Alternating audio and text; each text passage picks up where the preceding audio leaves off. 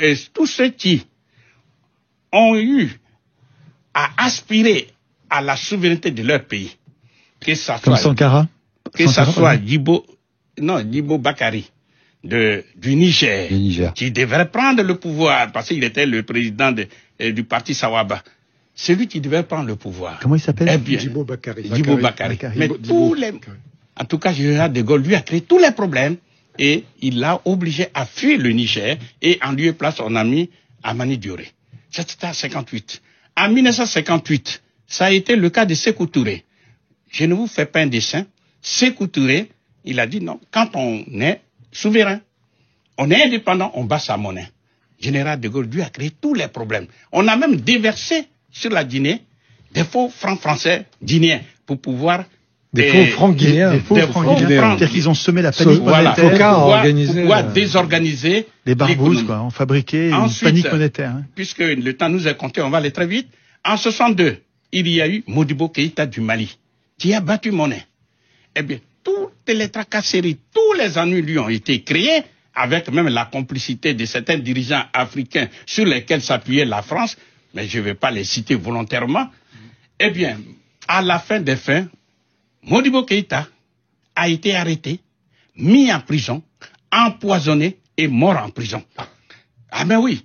Ensuite, en 1963... Et le Mali est revenu dans le franc CFA. Voilà, et finalement, on a obligé le Mali à revenir dans la zone franc CFA parce que c'était le mauvais exemple à ne pas suivre. Combien de pays en pourcentage aujourd'hui sont dans la zone franc CFA sur le continent africain? Non, il y en a 15. Ce sont ces 15 dont nous parlons. 15. Ensuite, essentiellement en Afrique de l'Ouest. En Afrique de l'Ouest et en Afrique centrale. Et en Afrique centrale. Vous retrouverez tous ces exemples dans ce livre qui est passionnant. Hein. On les présentera à la fin. En 1963, il y a eu Sylvanus Olympio du Togo. Le 15 janvier 1963, il devait mettre sur la place publique la monnaie du Togo. Eh bien, 2 jours avant, c'est-à-dire le 13 janvier 1963, il a été assassiné. Parce que justement, il veut battre monnaie. Après, il y a eu, en 1975, il y a eu Ngueta Tombalbaye du Tchad. Eh bien, parce qu'il voulait battre monnaie, il a été bombardé par l'armée française, par les bombes françaises, et il est mort dans son palais. Ensuite, vous connaissez l'histoire de, comment on appelle, Kadhafi. Qui on la connaît très bien. Peu importe tout ce qu'on dit, mais nous sommes dans le domaine de la monnaie. Il voulait créer la monnaie africaine. C'est-à-dire la Banque centrale africaine avec la monnaie africaine. Par voie de conséquence, le franc CFA allait disparaître. Vous savez ce qui est arrivé. Et enfin, je prends le cas du président Laurent Gbagbo de Côte d'Ivoire. Rappelez-le, s'il vous plaît, ce qui s'est passé à Kadhafi. Parce qu'il y en a peut-être qui... Non, mais on le sait. Il a été assassiné. Voilà. Bon, une des causes majeures, c'est dévasté. On va dire qu'il a d'abord beaucoup aidé et que comme les gens ont commencé à parler, finalement, la politique internationale de la France vis-à-vis de la Libye a changé. Et on a des spécialistes comme monsieur Bernard-Henri Lévy, par exemple, qui a décidé de dévaster le pays. Qui décide d'un coup d'un seul comme ça, en faisant de la philosophie entre Saint-Germain, Marrakech et New York, de tirer sur un peuple. Il est complètement magnifique. Du jour au lendemain, ce peuple et ses dirigeants, il faut vivre dans le chaos. Voilà. Bien. Donc, vous voyez bien que... Ça, ce sont des faits. Hein. Voilà. Le cas du président Laurent Gbagbo. Ce n'est pas que parce que Gbagbo est contre les intérêts de la France, c'est pas ça. Mais comme on voulait absolument que le président Gbagbo ait des problèmes, qu'est-ce qui s'est passé? Eh bien, tout simplement, on a fermé, lors de venue de Paris, on a fermé sans sommation, sans préavis, toutes les banques commerciales qui sont en Côte d'Ivoire. Alors imaginez un seul instant. Vous êtes un chef d'entreprise. Vous voulez retirer l'argent. Vous ne pouvez pas payer ni le salaire, ni les fournisseurs. En un mot, votre entreprise, vous faites faillite. Votre entreprise est bloquée. Vous êtes un ménage. Vous voulez retirer de l'argent pour nourrir la famille, payer les médicaments. Vous ne pouvez pas. C'est tout le système des encaisses qui est bloqué. Mais c'est la France. La France a le moyen de fermer les banques commerciales ivoiriennes. Mais bien sûr que c'est détient la monnaie. Si Nicolas me permet, j'ai vécu. Qui détient la monnaie. Et écoutez bien. Y compris les banques commerciales ivoiriennes. Oui, bien sûr, puisqu'il y a la solidarité aussi. Parce que c'est ça qu'il faut savoir. Parce que quand on dit la BCC, c'est bien la BNP. La Société Générale, c'est bien la Société Générale.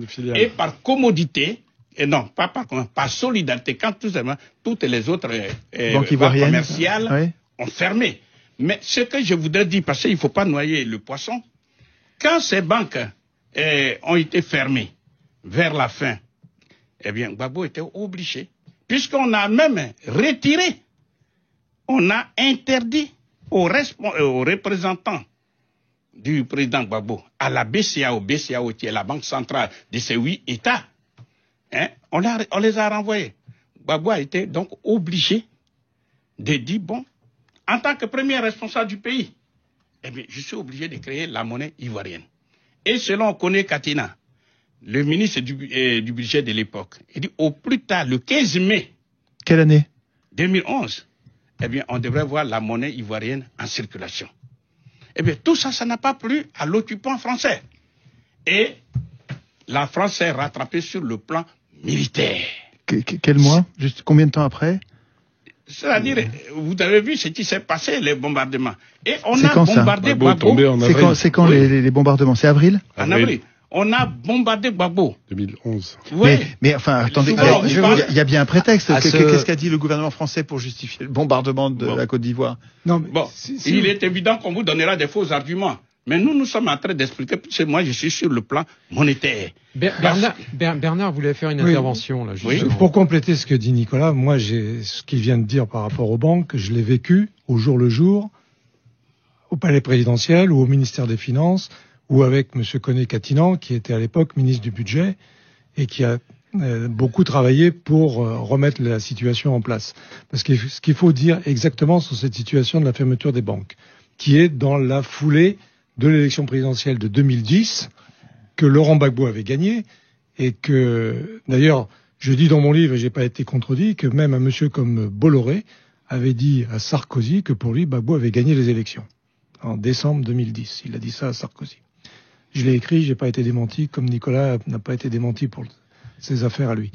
Et dans la pression économique et financière qui est venue derrière pour faire tomber Gbagbo, il y a eu cette fermeture des banques en début janvier ou fin janvier 2011.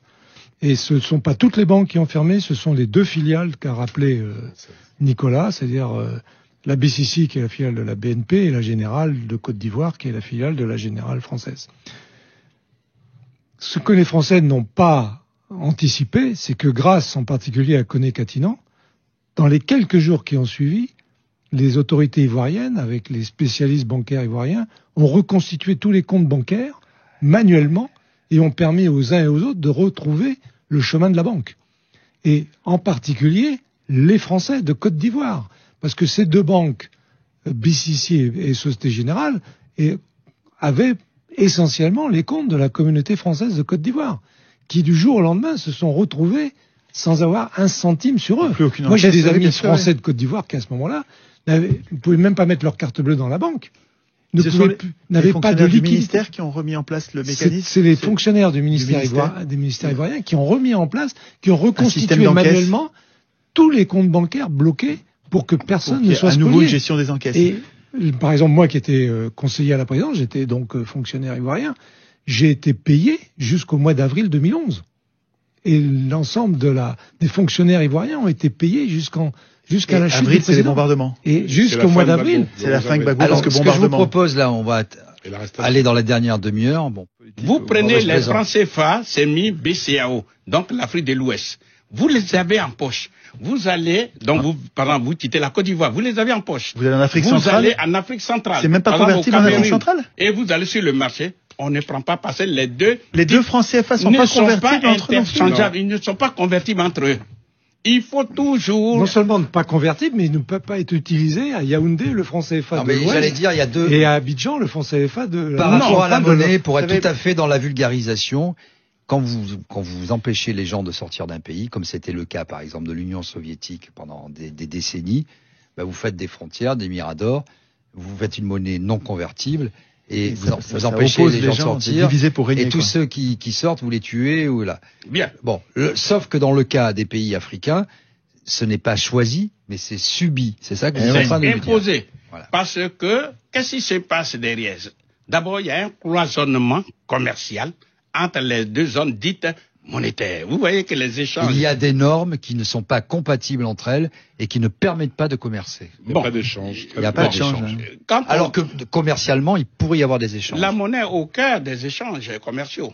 Donc, vous voyez bien que quand on voit le volume des échanges commerciaux entre 10 et 20% en étant exagérément généreux. Mais ce n'est pas le cas.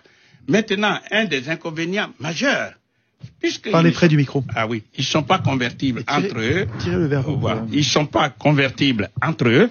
Maintenant, la question, c'est de dire, mais puisque le franc CFA n'est pas convertible finalement, pourquoi on parle de la convertibilité des francs CFA? Eh bien, c'est pour deux raisons majeures. Première raison, car c'est écrit dans les statuts, que comme la France garantit la convertibilité des francs CFA en euros maintenant, eh bien, elle a un droit de regard dans la gestion des francs CFA. Donc, elle est présente au conseil d'administration, au comité des politiques monétaires. Et ça, il suffit d'avoir l'unanimité. Si vous faites, voilà. Si vous suivez pas, il n'y a pas l'unanimité. Voilà. Donc, ça ne passe pas. C'est pour pouvoir dire ça, qu'ils disent que c'est convertible. On faut aller vite là, et sans tenir compte du fait que c'est pas convertible. J'aimerais bien qu'on vienne un peu sur l'aspect culturel et sur ensuite l'avenir de la Côte d'Ivoire. Deuxième raison majeure. C'est un enrichissement, c'est un principe qui permet à la France de réaliser ce qu'on appelle un enrichissement sans cause, c'est-à-dire sans travailler. Comment? Écoutez-moi très bien. Lorsque les Africains ont vendu à l'extérieur et qu'ils ont eu la monnaie des eaux qu'on appelle les devises, eh bien, qui va convertir ces devises en CFA? Il y a un pays, un seul, qui s'appelle la France. Donc, elle appuie sur sa machine qui est chamalière, elle prend les devises et elle donne des faux billets qu'on appelle les francs CFA. Ça, c'est ce qu'on disait tout à l'heure, ça. Ça, c'est le premier avantage. Deuxième avantage. Est-ce que, selon vous, il y a une relation de cause à effet entre les biens mal acquis? Est-ce que c'est... Non, ça, c'est notre problème. Non, mais justement, est-ce qu'il y a une relation de cause à effet? Est-ce que c'est un instrument de rétorsion de la France par rapport aux pays africains? Ou est-ce que c'est, selon vous, un problème réel de corruption? C'est un problème réel. Non, mais je parle des dirigeants on les connaît tous. Voilà. Je reviendrai sur le problème des dirigeants. Deuxième occasion de la France pour s'enrichir sans cause. Quand les pays africains s'endettent, ils seront s'endetter auprès du Japon, de n'importe quel pays. Ces pays vont leur donner des devises. Mais ces devises, pour les utiliser en CFA, il faut un pays qui les convertisse. C'est la France. Donc, même avec l'argent qu'ils empruntent, c'est incroyable. C'est ça le problème. Deuxième raison. Ils sont verrouillés de même quand ils s'endettent, on leur donne des devises. J'ai dit que je pèse mes mots. Troisième raison. Quand les membres de la diaspora font des transferts de fonds à leurs parents, etc., et Dieu seul sait que les transferts de fonds de la diaspora sont plus importants que les dons et ce qu'on appelle l'APDSA, l'aide publique au développement. Eh bien, le parent ne reçoit pas, si par la celui qui est aux États-Unis, il envoie les dollars. On ne paye pas le parent en dollars. Non. Il faut convertir en CFA. Il y a un pays, un seul, qui peut convertir en CFA, c'est la France. Bon. C'est incroyable. On a compris le principe. Alors, expliquez-nous. Alors, allez-y. Quatrième dernier moment de s'enrichir sans cause, ce sont les dons. Et l'APD, c'est l'aide publique au développement. C'est la même chose. Tout ça, c'est en devise. C'est incroyable. C'est la France qui compte. Alors vous comprenez pourquoi, quel que soit le dirigeant français, depuis le général de Gaulle jusqu'au président Macron, vous voyez que c'est une manne financière. On ne peut pas renoncer à ça. C'est aux Africains et aux seuls Africains de comprendre tout ça. Bon, donc vous voyez bien, ça c'est le principe de la libre convertibilité. Troisième principe qu'on appelle le principe... Vous étiez déjà au quatrième. Non, c'était le quatrième. Ah non, c'est le quatrième du deuxième. Il a plein de choses à dire. Parce que j'ai bien noté. Non, mais il ne faut pas qu'il parle tout le temps, parce qu'après, il y a d'autres invités. On peut toujours... Non, allez-y. Essayez de résumer, Nicolas. Je pense qu'il faudra qu'on recommence. Mais il faut qu'on résume, c'est vrai, parce qu'on va arriver au bout et il faut que tout le monde ait parlé un peu. Mais moi, je vais vous faire revenir, parce que c'est. En fait, il faut que vous ayez deux solutions en deux mots. Voilà. Si vous voulez finir juste il y a un troisième principe qu'on appelle le principe de la fixité des parités entre le franc CFA et l'euro. On vous fait comprendre que le franc CFA est une monnaie solide, est une monnaie stable. La réalité, c'est faux. C'est faux. Je vais donner deux exemples. Premier exemple. Lorsque vous connaissez bien le Niger, Centrafrique, qui sont derniers, bien, pour avoir 1 euro, ils donnent 656 francs CFA. Mais la Corée du Sud, dont le PIB par habitant est de 39 400 $, pour ne pas dire 40 000, pour avoir 1 euro, la Corée du Sud donne 1340 won. C'est-à-dire la monnaie de la Corée du Sud est 2 fois plus faible que le franc CFA. Dernier exemple, il y en a plein, mais j'ai donné un. À l'instant où je vous parle, pour avoir 1 euro, l'Iran donne 47 000 rials. Or, le revenu par habitant est de 21 000 $. Dire que c'est 47 000, ça veut dire le rial de l'Iran est 71 fois plus faible que le franc CFA. Question fondamentale, comment ça se fait que des pays extrêmement pauvres ont une monnaie plus forte que des pays qui sont, par rapport à eux, bien sûr, très riches? Eh bien, la raison est la suivante, c'est parce que le franc CFA est soutenu. Il est surévalué. Non, est soutenu par qui? Par ces pauvres Africains. C'est-à-dire, comme nous sommes sur le marché des monnaies, qu'on appelle le marché des changes, c'est la loi de l'offre et de la demande. Pour mémoire, quand l'offre d'un bien est supérieure à sa demande, son prix baisse. Et inversement, si sa demande est supérieure à l'offre, son prix augmente. Donc nous sommes sur le marché des monnaies, où justement, ceux qui sont en Afrique, surtout les chefs d'entreprise, etc., ils transfèrent les CFA. Quand ils les transfèrent, il faut les convertir en dollars, non, en euros. Devise, oui. Donc, on voit bien que l'offre des CFA est supérieure à sa demande.